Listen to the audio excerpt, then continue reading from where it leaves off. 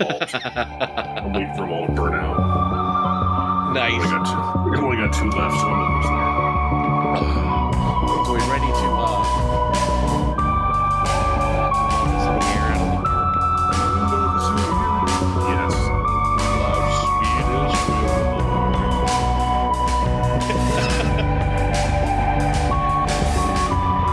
All right, let's start this. Hi, weirdos. Freaks. We are now in the third year of Bum's Corner Coast to Coast. I am Mike Eshelman. I'm Tom Arnholt. And this is our Valentine's Day special. Twing! The Cupid arrow happening. It's sort of ironic that you make that sound effect because I was able to track down a picture of you dressed as Cupid. Oh, Kara's bachelorette party. Yes, that I'm going to use as like the artwork for the episode. Awesome. Yes. That's really one of the most embarrassing photos that exist of me. There were quite a few, actually. I reached out to Kristen Groom and said, "Hey, would you happen to have a picture of Tom dressed as Cupid?" And then all these pictures came in. Oh crap! Yeah, I've only ever seen the one with me sitting there reading the paper. That's the one I wanted, but the only like digital version she had of that, your face was like blurred out. Good. So, and when I say, and I'm using bunny ears, when I say blurred out, it looks like somebody took a piece of Post-it note and stuck it over your face and drew a smiley face on it and then scanned the picture. So it's not really blurred per se, but your identity is removed. That's okay. Yeah. But the one I picked was you like standing up playing with your little bow and arrow in your Depends.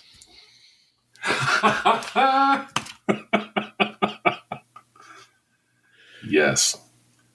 Yeah. So because that was so long ago, how did you end up being Cupid for a bachelorette party? Let's see. How did that go down? It's a little blurry, as you can imagine. Let's see. Kara was getting married. They were having her bachelorette party because this was back when we lived on Summit Street, and it was a duplex, and Beth Durbin lived on the other side of the wall. And so they were having Kara's bachelorette party at Beth's place, and it was either I don't know who it was. It was Beth or Kristen came up with the idea since they couldn't afford to get like an actual stripper. So they're like, well, why don't you just bust in the back door dressed like Cupid? And then Troy had the great idea of, he weighed in on the outfit. So a lot of that was Troy's input.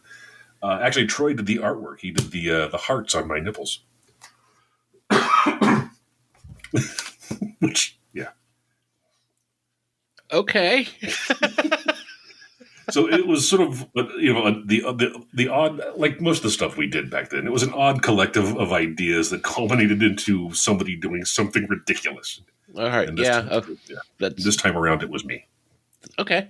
That's fair. And that's, you're all right. That's pretty much every story from our youth summed up in a couple sentences. Mm-hmm. Well, for the articles for this episode, man, you knocked it out of the park. I was starting to get worried. They didn't start coming in until like yesterday. Yeah, and again with the time change, it was this morning when I first saw the batch. Yeah. But holy shit, you went deep. So it's Valentine's Day, brother. You got to go deep. It's. I set him up and you knock him down. Oh, Christ. Well, because we have a ton to get through, do you want to start off or do you want me to take this first one about the police departments and the outstanding warrants? No, I'll go ahead and knock this one. Okay. I'll kick us off. All right, here we go. Police department offering unique Valentine's Day offer. Lock up your ex. Sure, breakups are hard, but the Rockmart Police Department in Georgia is offering some closure this Valentine's Day.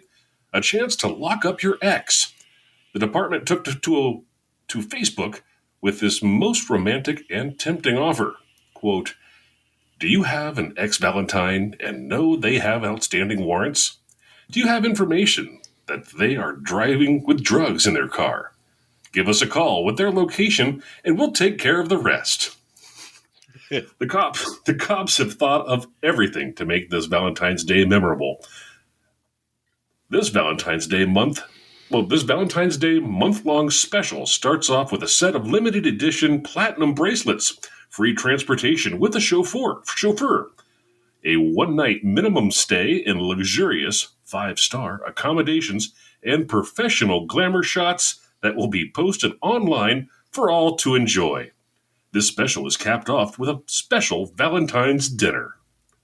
It's a pretty fanciful way to say your ex will be cuffed, driven to a police station, and have their mugshot taken before spending the night in the pokey. The department also adds, we know this special is so incredible that you may be tempted to provide additional referrals. We don't blame you. This special is too sweet to pass up. Operators are standing by. Outstanding.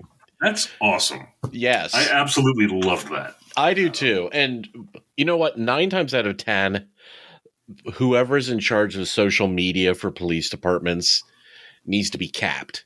But whoever is in charge of this is genius. Yeah. I mean, first to highlight the fact that, hey, you can call in when people have outstanding warrants and let us know where they are. But to go one step further and to make this entire posting about this is awesome. So, because you got to figure, like, they're, it's towards Valentine's Day, and it's like, God, that fucking tool, that douche, that dick. And then you see something like that, and you're like, oh, yeah, there it is. That's what I'm getting that fucker for Valentine's Day. Yes. Because not only as the day approaches are you thinking, what do I do or get the person that's important in my life? But it's also an opportunity to dwell on previous mistakes in your romantic life. And holy shit, this is fantastic. I mean, what a way to ruin somebody's weekend. Right? And you don't have to do anything either. No, I'm sure you would remain anonymous. Oh God, yes, absolutely. Rockmart doesn't want all of these people murdered after these guys get out. Yeah. But just thought that was brilliant. And yes, absolutely. Good so stuff. 5 stars on your selection there, and again, way to go, Georgia. That's awesome. Right, hat tip to the Rockmart Police Department social media manager. You guys you're killing it, dude. Yes. Now, from an article that kicks ass in every way, shape, and form is one that is utter garbage just because of the content. So, the theory behind it, I'm all for, but the way it was carried out is all wrong. So, just keep in mind, this is on you, America. Yes, this is all your fault. We are terrible. All right, DJ voice. Just in time for Valentine's Day, the most popular romantic comedies ranked by state. If your idea of a great Valentine's Day is curling up with your partner for a romantic movie, you're not alone. A recent survey from Fandango's on-demand streaming service Vudu shows 82% of Americans do. But what to watch? Based on Google Trends data, the number crunchers at Comparatech have ranked which states dig which movies. The most popular movie overall is the 1988 Eddie Murphy classic Coming to America. The romantic comedy was liked by people in the most states, including Delaware, Georgia, Louisiana, Maryland, and South Carolina. Some states prefer movies set within their own borders. New Yorkers pegged 2007's Big Apple set Fairy Tale Enchanted, starring Amy Adams, James Marsden, and Patrick Dempsey. Californians tapped LA set Clueless and Hawaiians chose 2004's 50 First Dates, the Adam Sandler Drew Barrymore movie set in the Aloha State. While Illinois residents dug 16 Candles, local legend John Hughes set his 1984 film in Chicago, as he often did. Pennsylvania chose 2012's Silver Lining Playbook, the Oscar winner starring Bradley Cooper, Jennifer Lawrence, and Robert De Niro was set and shot in Philadelphia and hinges, among other things, on Cooper's obsession with the Eagles. The rankings also show some odd pairings. Nebraska drew a big heart around Real Genius. The 1986 comedy classic stars Val Kilmer and Gabriel Jarrett as two super smart college students who develop a super laser they discover the government wants to use as a weapon. Granted, there's a romantic subplot between Jared's Mitch and that girl, I can't pronounce her name. Her name in the movie is Jordan. Thank you. Another question mark. The Oscar-winning 1997 Holocaust film, Life is Beautiful, was a favorite V-Day watch in Nevada and Florida, according to the rankings. Survey questions methodology and results have not been verified or endorsed by ABC News or the Walt Disney Company. Okay, so a lot to unpack here. Yeah, so like the reason because I typically would avoid shit like this because, you know, it's a damn list of crap. Right. But Life is Beautiful? Yeah. Nevada, Florida. What's going on there? That was the one with that Italian guy, and it was basically like him trying to distract his kid in a concentration camp. Yeah. Yes. I'm missing something. And I guess that brings up the bigger issue I had with this is how they defined rom-com. So I looked up the actual article, and what they did was they took the top 80 rom-coms on imdb.com and then plugged those into Google Trends to see what states appeared on top of the Google Trends. But so I guess if you follow the string back, it's IMDb's fault that these movies are showing up as rom-coms. Again, Life is Beautiful. I don't think that's a rom-com. Not so much. No. What was the other one? Coming to America? Yeah. And again, that's a comedy, and there's romance, but I don't think that was that was not the focus of the film. Right? It took me a minute to I'd replay the movie in my head. Yeah. To be like, wait a minute, rom-com? Oh, well, I guess not really. He's trying to win the girl. There's a wedding at the end. Yeah, okay, yes. The whole idea of the movie is for him to go find a wife. All right, fine. But the rest of the story, that romantic comedy piece kind of just falls away. Right. It's I'm no, man, Louis Anderson's in this. This is great. So your current home state picked Clueless, which, fine, okay. Again, I think it's a comedy, but I can kind of see how you could turn that into a rom-com.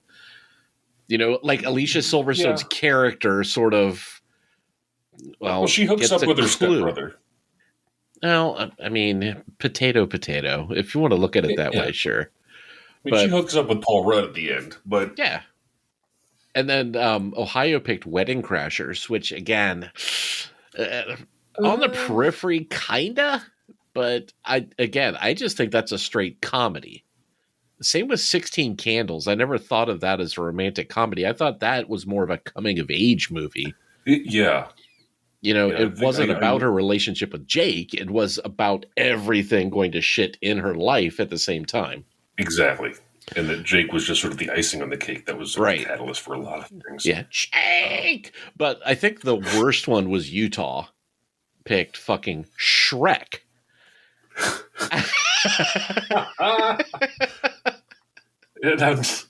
I fucking love Shrek. I love that movie. I do too. It's funny as hell. And I'll concede to an extent that that's a romantic comedy because it is like, Shrek's he falls for the princess and, Michelle Pfeiffer just wants to be human again, but yeah, she falls for him and then doesn't. And so, I mean, there's more than subtext of romance in that. And again, is that the whole focus? Well, kind of. And then the donkey and the dragon? Come on. Yeah. So their other choices, though, were right along the same. I want to say, okay, here it is. I found it. So runners up in Utah: Aladdin, Tangled, Hercules. You see a pattern here? Salt Lake, what's going on? Digging the Disney animated stuff. Yeah, man. You're ugh. It's probably because they can get that uncensored. Probably. Yeah, I'm not even going to try and remember the name of the service that like filters the movies so the Mormons can watch them. Yeah. It's Angel something. Wow. Angel View. So again, great choice, but god damn, America, you're terrible. I think I will say, 2 thumbs up. Hawaii, 50 First Dates, great fucking movie. That's a funny movie. It was, that very narrow period when Adam Sandler was funny. Yeah. Yeah. So without good being choice. Stupid. Yes. Yeah. But okay, so Real Genius, again, that's a straight comedy. The movie's funny as shit, and there happens to be a romance in it. Truly great movie. I think one of Val Kilmer's best performances. Oh God, yes! I love that movie. So funny, so funny. I forget what state had it. I don't have the map up anymore, but somebody also had Scott Pilgrim, which again, yes, a major focus of the story is Scott pursuing Ramona. Mm-hmm. But I don't think it's a rom-com. I barely think that's a comedy, actually. That's more of a drama with comedic undertones. I have not seen it yet. And my son berates me about that. Rightly so. Because it's like one of Dylan's favorite movies. Oh, yeah. Dude, seriously. Brandon Ruth is in it. You have to watch it. Yeah. Yeah. And he plays the greatest douchebag ever, too. He's funny as shit. I'm sorry, I'm going to go off on a tangent real quick. Who's the star of that? What's the kid's name? Oh, Christ. The actor? Yeah. Oh, God. He's in Zombieland. He's in Arrested Development. That guy. Yeah, hang on. But you know who I mean. But you asked me too fast. That dude always strikes me as he wandered onto a movie set one day and got mistaken. Michael Cera, thank you. Yeah. Wandered onto a movie set and got mistaken for one of the actors, but didn't want to be rude, and so just kind of went with it. Right. Because that's his character. Yes. His whole career is an accident. He was just dropping off sandwiches and okay, hit your mark. Well, the kid's in everything, and he does have very good comedic timing. Arrested Development would not have been the same show without him. Oh, absolutely not. He has zero range. Every role is the same. And Jesse Eisenberg is who you're thinking of in Zombieland. The two of them look almost exactly alike. Oh, shit, you're right. But when whatever role they need is a little more mopey, they go with Michael Cera. Yeah. Yeah, Jesse Eisenberg was also in the Facebook movie too, the Social Network. Social Network. Yeah. Is he the one that played Lex Luthor? Yes, he did. Okay. In Batman versus Superman, right? Yeah. Yeah. Okay. We're on it, man. We're on it. Woo. All right. The highlight of every show, man. Fucking take us to Florida. Dude, where would we be? Woman poisons boyfriend because, quote, he wouldn't shut the fuck up.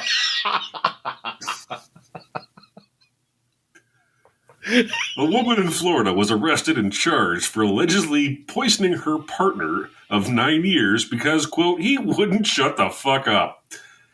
Alvis Parrish, age 54, is accused of giving her boyfriend a drink spiked with tablets of a medication used to treat various mental disorders, according to a police report from the Jacksonville Sheriff's Office obtained by WTLV. Zing. Deputies reportedly found a bottle of lemonade with a powdery substance at the bottom inside the home. Police say Parrish spiked her boyfriend's lemonade with a drug also known as another word I can't pronounce, which is variously prescribed as a sleeping pill, as well as a treatment for schizophrenia and bipolar disorder. As she was being placed in handcuffs, Parrish told police, I gave him just enough to shut him up and called y'all, so he wouldn't die. Do whatever you want, but if you don't take me, I will kill him. She was arrested without incident. So good. Love's in the air. Quetiapine is the drug that she was dosing him with. Quetiapine, like quiet your penis. Yes, yes. So, and again, Florida. Seroquel was the other word they used. You always come through for us. Absolutely knocked it out of the park this time. So they're not married. They're boyfriend and girlfriend. So there's no paperwork to go through if they decide to split up. Mm-hmm. Keep it simple. Yeah. So instead of just saying, this relationship sucks, I'm done. Alvis didn't say, I know it's Valentine's Day, but I really think that, we need to take a step back, maybe see other people. Not you, no, she fucking me. Poisons the guy. I think we want different things. Yeah, and it's a 9-year-long relationship, which I can't fathom that 8 years and 11 months were perfect, and then all of a sudden she just snapped. Right. These are two people that probably hate each other and are just in the relationship because, well, I'm going to go out on a limb and say, their options are probably very limited. I will agree. Circle gets the square. Yes. I mean, again, I begrudgingly judge people on their looks, but holy shit, her mugshot, man. Whew. Yeah. That's a rough one. Yeah. It kind of looks like if Nick Nolte was in Raiders of the Lost Ark and opened the Ark. Wow. And you did a screen grab just before, like, he caught fire. Like, as the face was melting before. Yeah. There it is. That's so beautifully specific. And if I already didn't have the perfect image for this episode, I think her ugly mug would be a fine runner-up. Yeah. But, I mean, oh my God. I don't know. I can't wrap my head around the logic of just not leaving, 9 years. And God only knows how long it's been going on, too. Right? Like, how long has she been plotting this? Because there was no word about anybody in the house that is taking that. Like, there's not someone she's not being prescribed that for anything, and he isn't as well. Right. So, she had to track this shit down. Yep. Find the drugs, which, probably not too hard to do, but No, I don't know. no. It seems like a very specific thing. And then, do some research to find out, all right, he's 258 pounds, so let's see, 20 milligrams should be just enough to shut him up without killing him. She did homework. Right. Where it's like, why not just open the paper to the classifieds and find another fucking apartment? Yes. And again, I mean, it's Valentine's Day, so I guess as a reminder to everybody out there, sometimes it's better to not be in a relationship than to be in a terrible relationship. Yeah. And both sides too. If you're in a relationship where you cannot stand the person you're with to a point where you poison them adversely, if you're in a relationship where the other person is poisoning you, maybe it's time to just take a step back, download Tinder again and see what's out there. There's got to be somebody else for you. They say there's plenty of fish in the sea. They're not all fucking piranhas. You'll do just fine. Unless you're into that sort of thing. But, there's nothing wrong with taking some me time. Just take some time to work on yourself. Absolutely. You don't need to be in a relationship. No. And I get it. I mean, I've known people all my life that have that mentality where, oh yeah, I'd rather be miserable than alone. Yeah. So I don't know. Maybe that's the situation here. Again, I mean, she's our age, so it's not like she's stuck with this guy for the rest of her life, right? I don't get it. She's still got some mileage left on those tires. Come on. I don't know. Well, okay, yeah, all right. She's been driven hard by the looks of her. Yeah, but okay, we're looking at a mugshot, and B, true. We're not in Florida, so we don't know what the. So she's what the rest of the menu looks like. Yeah, she's a 2 where you are. Maybe she's a Florida 6. She's an Ohio 8, sadly. You think? No, I'm just fucking kidding. We have a lot of gorgeous women here. I mean, I don't. It's been a decade or so since I've been there, so yeah, I always recall there being lots of talent walking around Ohio. Absolutely. I mean, look at all of the big universities we have around us, and then you have all the large corporations that move in. So we've got a nice base. Yeah. To get some good quality people in here. Right. We import the hotties if we can't grow them ourselves. No, because you live on a scorched earth. You have to have them imported. Yeah. Yeah. All you can grow there are like citrus and mudslides. Oh, and fire. Yeah, fire. Fire's cool. Yeah. So we go from Florida to basically all over the country for this next article. The one Tom picked is sort of a hodgepodge that the New York Post put together of all of the different Twitter posts of all of the zoos around the country that have this tradition that for a certain amount of money, depending on where you live, you can name cockroaches after your exes. Which, again, akin to the narking on your exes when they have outstanding warrants, this is a brilliant idea. I absolutely loved this. It's a great way for the zoos to get some cash. But I'll go ahead and just read the first couple of paragraphs. We're not going to go through this whole thing because it's a month and a half long.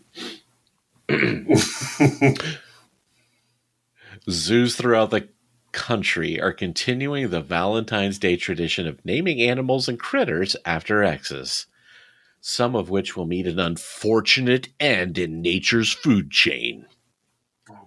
If you're trying to find a symbolic way to get over a former flame, care to benefit zoo ambassadors or have Valentine with a ghoulish sense of humor. God, what a terrible sentence. Here are a few wildlife facilities that are hosting naming campaigns. So I'll give you the Bronx Zoo. New York Bronx Zoo is bringing back its Name a Roach campaign for Valentine's Day. The program, which got its start in 2011, allows zoo guests to name a Madagascar hissing cockroach for $15, digital certificate included. Ooh. The naming of a cockroach doesn't have to be limited to exes either. The Bronx Zoo encourages customers to name roaches after friends and loved ones. Orders can be placed online, and on February 14th, the Valentine's gift recipient will be notified that an insect has been named in their honor. That's beautiful. And I think it's great that not only do you get to name the roach after somebody that you despise, they're alerted of this fact. Like some random person has named a roach after you, Mike Eshelman. That's awesome. So who else we had? We had Chicago. Was pretty much doing the same thing. Totally. And la. It was a lot of the Brookfield, Chicago, Lehigh Valley in Schenectadville, Pennsylvania. You could also name crickets after your ex, and then they're basically killed that day as food for all the reptiles. So I thought that was kind of an awesome little twist. You know, here's Chad, and as he's eaten. Yes, San Antonio can do the same thing. The San Antonio were they the ones that cry me a roach? Yes. Yes, they're the ones with the rats, too. Yeah, I think with San Antonio, you had 3 different options. You could do a roach for, I think, $5. No. A cockroach for $10, a rat for $25, or some sort of vegetable for $5. And they all got fed to the various animals. Like, obviously, the cockroach. I think the cockroach got, fed to, the puffin. At least that's what they had a picture of. Yeah. And then, the rat or mouse got fed to the snakes, and the veggies on the photo that they had, the vegetable stuff got fed to the kangaroos, the joeys. Aww, that's adorable. Yeah, but I love the fact that you could buy a frozen rat and name it. Yeah, take that, brilliant. Steve. Yeah. But I never heard of this. But apparently, yeah, it's the tradition continues. I'm like, what? Tradition? Yeah, I love.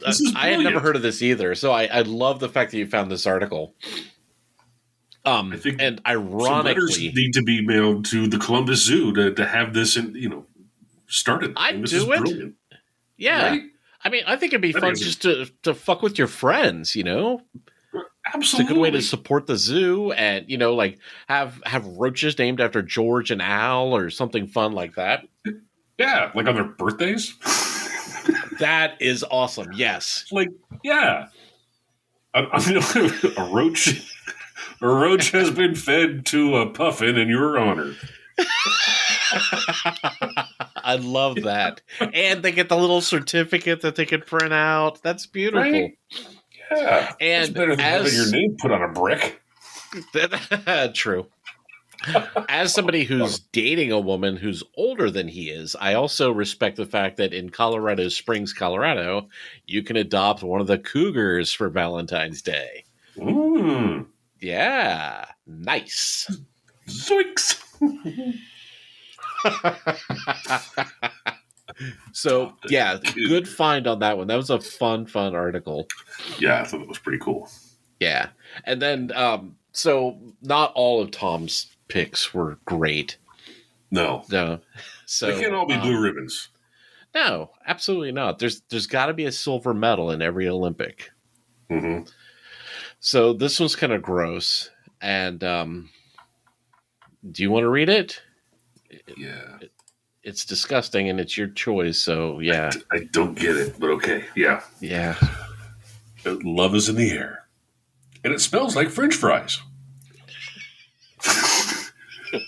With Valentine's Day on the horizon, perfume is a great go-to gift, which is why the Idaho Potato Commission has released a new limited edition product, potato perfume. The Idaho Potato Commission, or IPC, announced that they've bottled one of the world's most irresistible scents for their fragrance dubbed Frites by Idaho. According to the IPC, a recent national survey conducted by Pollfish revealed that nearly 90% of Americans find the smell of French fries irresistible. Thus, Frites was born. Jamie Hyman, Higham?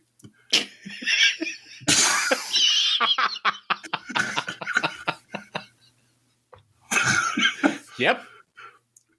President and CEO of IPC, explained, whether you're at a drive-through restaurant or dining in, it's near impossible not to grab a fry and take a bite before you dive into your meal.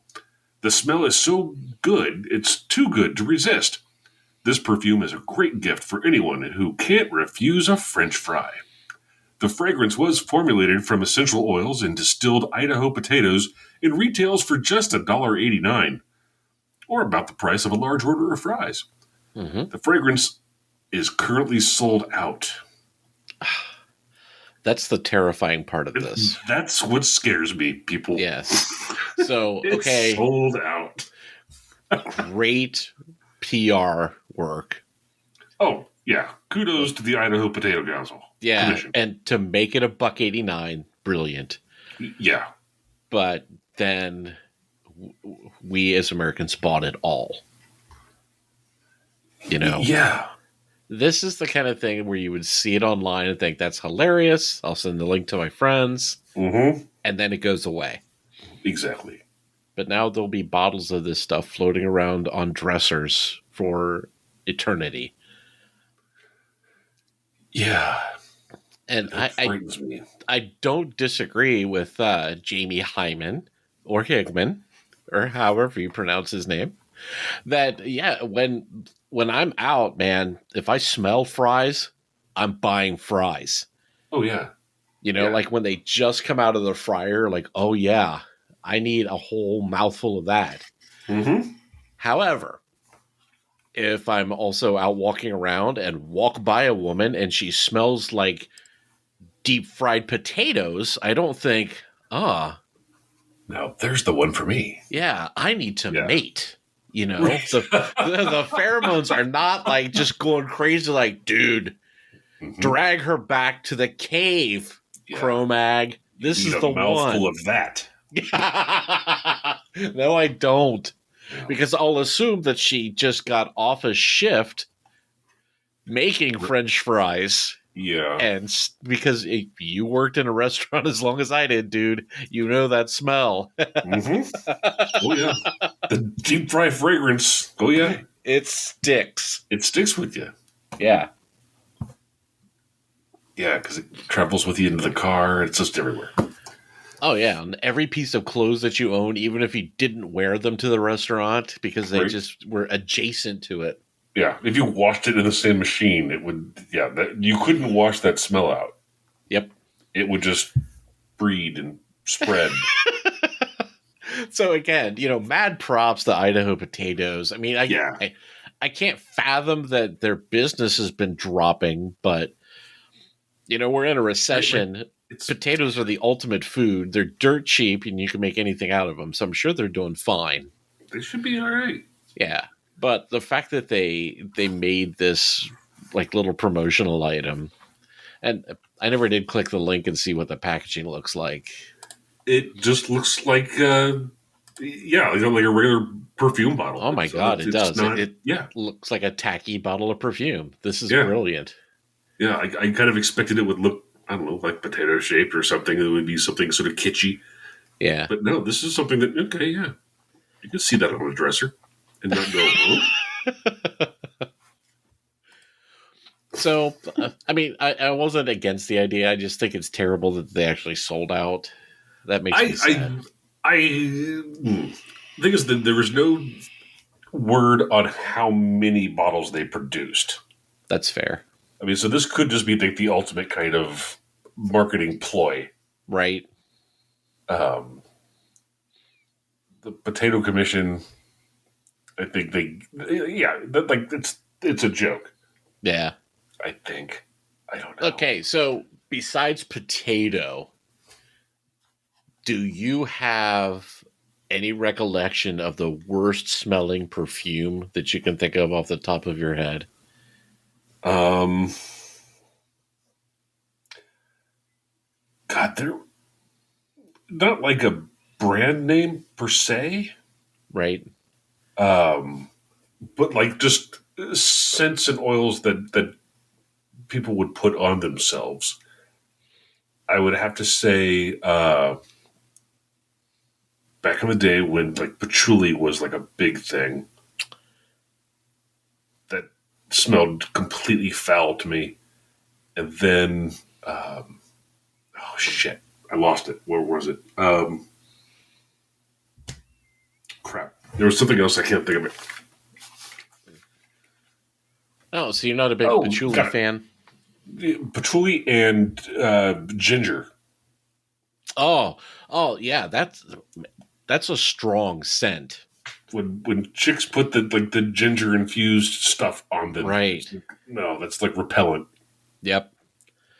There was somebody I used to work with, an older lady, and I swear, like you could tell what time it is during the workday by how strong the scent was coming off of her at her cube. Like she must have had a vat over there and just sort of dipped her arm in and splashed it around, but it was like this sickly sweet floral scent Yeah. that it was like half perfume, half like bee attractant, I think. Yeah. And I don't know, it's just that combination of the super flowery scent and the fact that it was so sweet. It would like trigger my nose. Usually I'm not that overly sensitive to scents, but there was something Mm-hmm. about this that just drove, like, it would make my eyes burn. It was so terrible. Damn. Yeah. Yeah. It was, potatoes aren't the worst thing out there, basically. Absolutely not. No. Like the ginger thing. It was like funny because I remember like we would carpool. There was one of the moms would pick us a group of us up and drive us into band practice over the summer, and for marching band. And the girl whose mom drove was all about that ginger smell. And like for the life of me, I had no idea what it was. Right. It wasn't like, and then I flash forward to like the 2000s when I worked with a girl that loved it, and I always thought, God, because what's wrong with your uniform? Are you like not washing your uniform? Right. But I wasn't active duty at the time, so it wasn't my job to bust around on it. So I just kind of dealt with it. And it wasn't until like kind of recently, over the last couple of years, that like Sarah bought something that had ginger in it. Yeah. Splashed it on her. I'm like, oh shit, there it is. That's what it is. Son of a bitch. I've been trying to chase down that smell for decades. Since 1984. I've been trying to figure out what that stink is. And now it lives in my house. That was a bottle in my bathroom. Oh my God, that's beautiful. I never had a problem with patchouli. Like, yeah, some people overdid it. And I've had soaps and stuff that have it like as one ingredient of 4. But I always kind of liked it when I was younger because it was sort of code. If you walked by somebody and you're like, oh, yes, they will get high with me. Yeah. Yes. And yeah.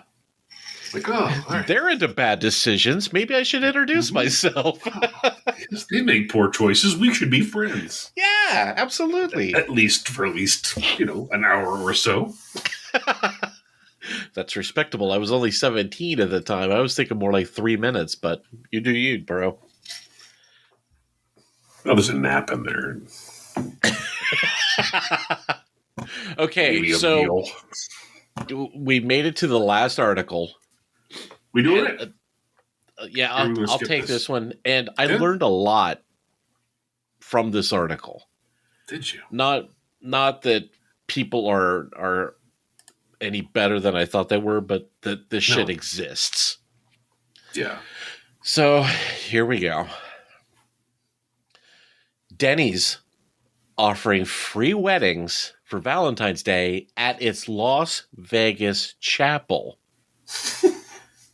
Denny's is opening its arms, and the doors of its Las Vegas chapel, yes, it's a thing, for lovebirds this Valentine's Day.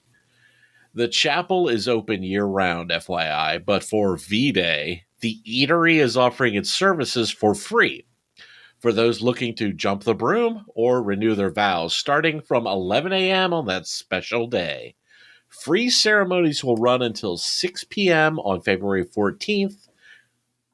Denny's will provide the use of its chapel and its on-site officiant, as well as music, decor, and a champagne toast for the happy couple, and a dessert.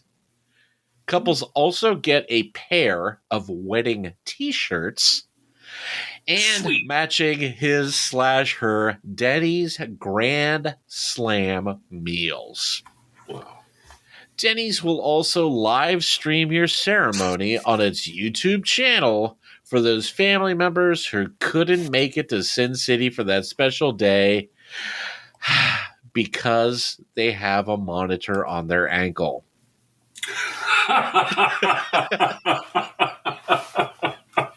Yes. Again, the first time I read the first part, I'm like, holy shit, Denny's has its own wedding chapel in Las Vegas. Yeah. That's cool. And then the rest of the article was terrible.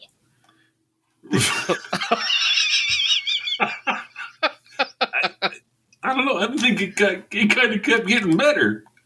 You got a T-shirt? And a breakfast? Okay, so if your wedding has a commemorative T-shirt, Yeah. you need to. Okay, I can see, like, again, a vow renewal. That could be hilarious to get it done at Denny's. Yeah. And the fact that you get a free Grand Slam. I mean, Dude, Grand Slam. Dude, the joke writes itself. I'm not even taking that cheap shot.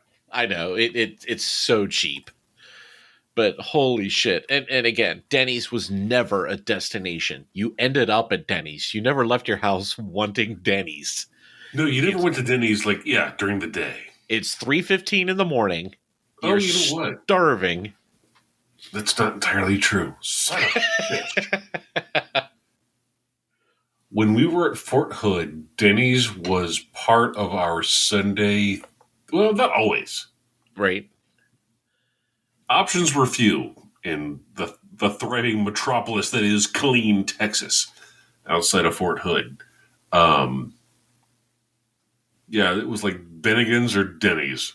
Okay, that's fair.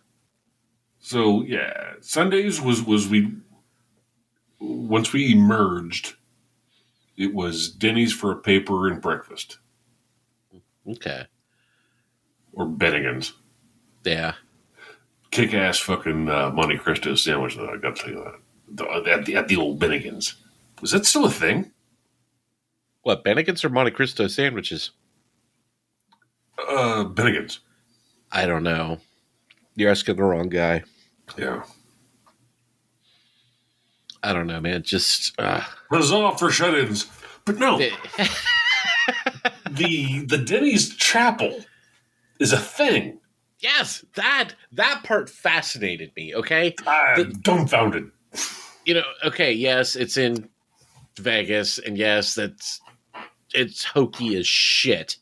But just the fact that it exists, it on non-Valentine's Day, it's $200 to get married in a Denny's. And yes, there are fanatics, just like any restaurant, I think here, White Castles. Valentine's Day, fucking booked. Oh yeah. Oh yeah. You know, you can't get near that place on Valentine's Day because Right. it's been reserved for years. Mm-hmm. So yes, there are fanatics out there. I get it, but the fact that the chapel exists is awesome. But I don't know. Like, it's something that I would drive by and think, oh yeah, that's cool. And then if I ever received an invitation in the mail to like, hey, you know, we're having a destination wedding in Vegas at Denny's Chapel, I'd have to unfriend that person in real life. Oh, see, I don't know. It depends on the friend.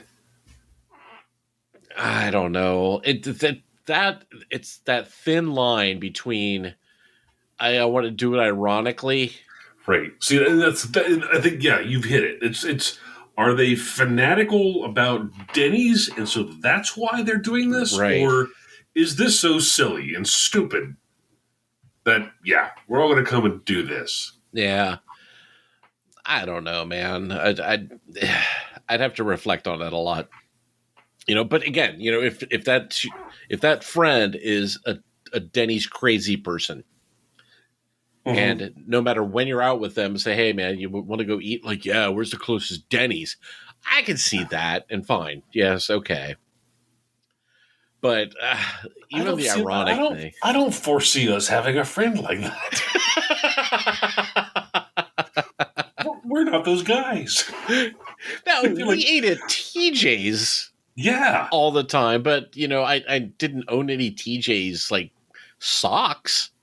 No. Or, you know, knew where they were. I never bought the tie. Yeah. Or the socks. I never had any flair. I didn't know any of the waitresses' names other than hey and please. They knew us, though.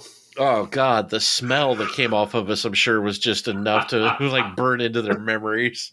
Remember the day we spent, like, the day at Denny's? I tell that story all the time. So, yes.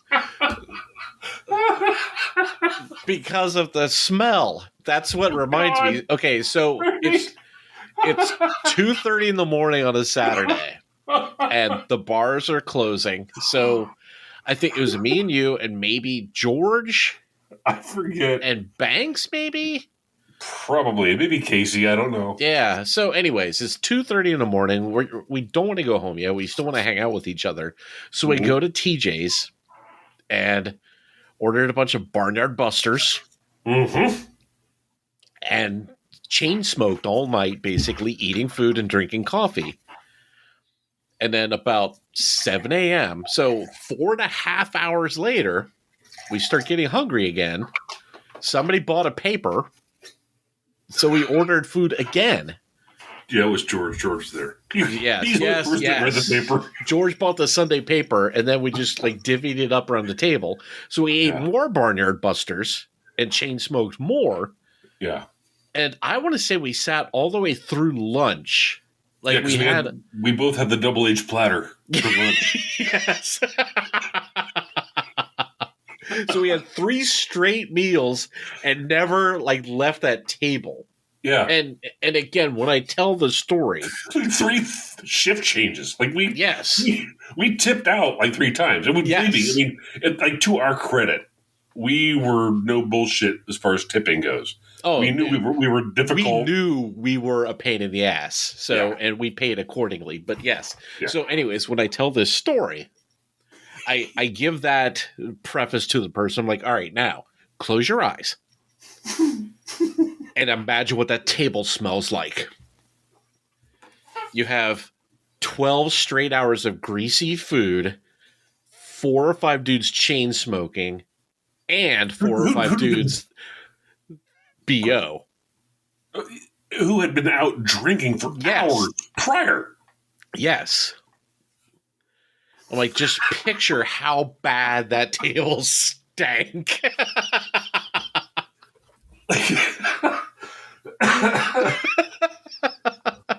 Like I totally am surprised we didn't get like the Blues Brothers maitre d' or the Blues Brothers that table next to it. You are offensive. Yeah. Smelling. You smell bad. How much for the women? How much are you? How much for the little girl?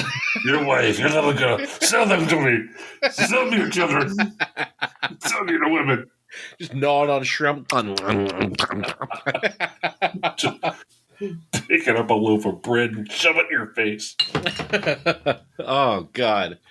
But yes, I do remember that night vividly, and I bring that up often. Good. Yep.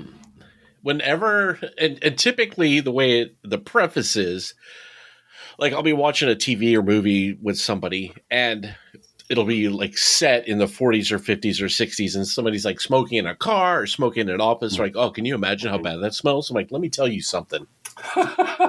That's nothing. You don't even know. Yeah. You don't know fear. Let me tell you a story. Yes, I do know how bad that smells. I'll do you one better. But, oh, God, yes.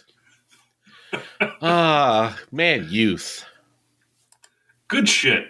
Wasn't wasted on us, I don't think. Hell no. We took advantage of every opportunity we could get and just squoze the fucking life out of it. Oh, absolutely. You know, I cannot look back at my youth and be full of regret and what ifs. We had an absolute blast. Mm-hmm. And you're right. We did squeeze the life out of every opportunity that we had. It was fantastic. So, yes. We barely got out alive a few times, but by God, the stories we have to tell. Right? You know, yeah, there's a couple, instances where, I wish I could have been a better person in that situation or with dealing with that person.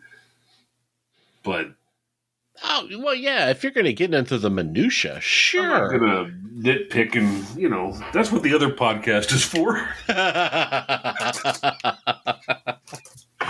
Speaking of which, as a good segue to close the show out, I've been invited to host another podcast because fucking 5 or wherever I'm at is not enough, apparently. So currently there's a podcast that's hosted by a friend of mine, John Paul, called Schlockfest, where he picks movies that he knows his friend will hate, and they sit and watch the movie together and then discuss it. Which I thought was a brilliant premise. So his friend has to bow out due to, other things he's got going on. So he was looking for a replacement co-host. And I thought, you want to sit around and watch movies that we think the other person will hate and then shit on them? By God, yes, I'm absolutely your guy. Yeah. I do that anyways. So I'm all for it. So he wanted to have a name similar to Schlockfest without actually being Schlockfest, since it'll be a separate show. And I think we're going to land on, my idea was a Schlockwork Orange. Fucking brilliant. Holy shit. And all I could think of was the final scene. Yes. Where the main character's watching like the ultra violence on the Malcolm McDowell, not Ludwig van. Yeah. But a Schlockwork Orange. Yeah. So yeah, we would pick movies that we think the other people, there's going to be 3 of us now, that we think they would hate. So it doesn't necessarily have to be a bad movie. Like if he thinks that the other 2 people would hate musicals, then we'll watch a musical together and then shit on it, since, that's my wheelhouse. So, yeah. So just wanted to mention that to our dozen or so listeners that coming in March, I think, I'll have another venue, and they're big onto the video. So it'll be something on YouTube. Which will be fantastic, because I know I'll go to pick my nose and it'll freeze there. So for half an hour, you sit and look at me with my nose full of finger. It's going to be awesome. That's awesome. Yeah. Who needs the Kardashians? We got Ash picking his nose. Right. Yeah. Let's make an NFT out of that. Oh, yep. There you go.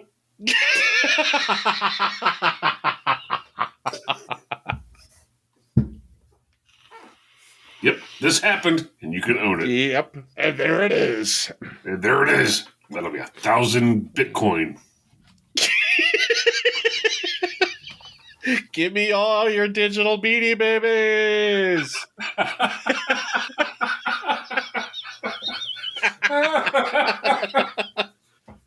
Shit, that's about right.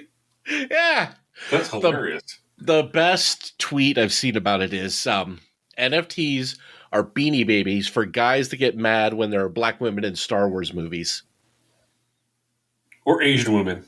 Yeah, or Asian women. So there it is. Okay, so here we are at the tail end of our first Valentine's Day special. Happy Valentine's Day, you assholes. I was going to ask if you had any closing thoughts, but there it is. There it is. Yeah, was that too harsh of a send-off? No. Hey. No. Tom is there beautiful. It is. Yeah. Fuck off. Fuck off. Fuck off. Yeah. No. This fuck off is brought to you by Hallmark, who invented the fucking holiday. Right? You saps.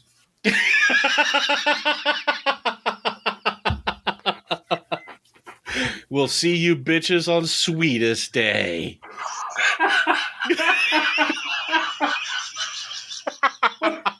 Jesus. Now that's a bullshit holiday.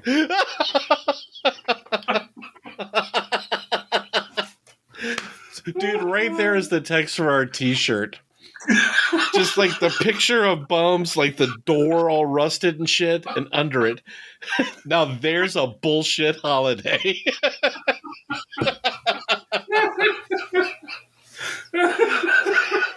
That's up there with Nobody Eats the Neck. Nobody eats the neck on purpose. Oh, fuck. Okay. So I started this hour saying that I was freezing my ass off, and now I'm caked in sweat from laughing at you. You're welcome. Thank you, Tom. I just lost 3 pounds the Tom Arnold way. Operators are standing by. Oh, fuck. Okay, so, let's not have another theme. We've gotten a couple in a row that have worked. Yeah, we've dodged some bullets with these things. We've gotten lucky. We're not talented. We're lucky. So yeah, we'll come back and see you guys in March with some more random weird shit, probably musings about our youth, and then we'll get drunk and swear a lot. Yep. Fuck. Cocksucker.